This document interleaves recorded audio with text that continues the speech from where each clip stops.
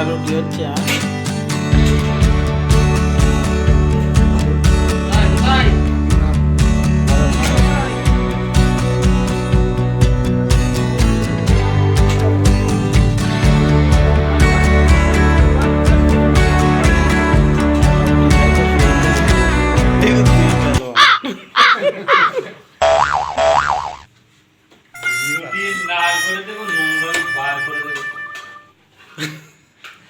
এই যে এক পেলোয়ার গোটা বেরিয়ে ছাড়িয়ে দেবো না বলো বলে বাইরে নয় তো আমি বাইরে ওই টিঙ্গাস